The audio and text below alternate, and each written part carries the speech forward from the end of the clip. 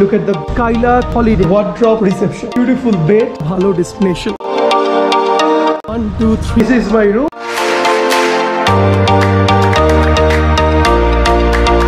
এই হলো আমার হোটেল স্কাইলার্ক হলিডে। চলো ভেতরে যাওয়া যাক। মুন্নারে যারা ঘুরতে আসবেন তারা তো নিশ্চয়ই কোনো হোটেল লাগবে, তো হোটেলের জন্য কিন্তু এটি হতে পারে একটা ভালো ডেস্টিনেশন।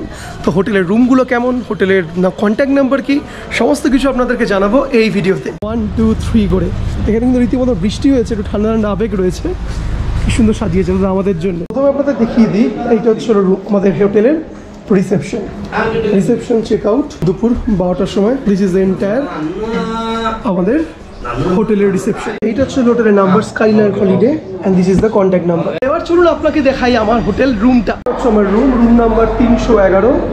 এবার রুমের একটা ছোট্ট রিভিউ আপনাকে দেখিয়ে দিই। This is my room. এখানে ইতিমধ্যে আমার ব্যাগটা রাখা আছে। এই রুমটার সবচেয়ে ইন্টারেস্টিং পার্ট হচ্ছে রুমটার গেট আপটা ফর লাক্সারি।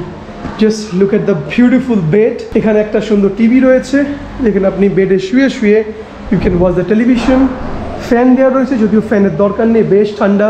সাফিসিয়েন্ট লাইট 1, 2, 3, ওদিকে একটা রয়েছে 4, 5। আয়না, যে আয়না দেখে আপনি সাজগোজ করতে পারেন। ওয়ার্ড্রপ ইজ দেয়ার, মালপত্র রাখার জন্য বেসিন দেওয়া রয়েছে, একটা সুন্দর টি টেবিল রয়েছে। এবার দেখাই আপনাকে এই লাইটগুলো জ্বালিয়ে।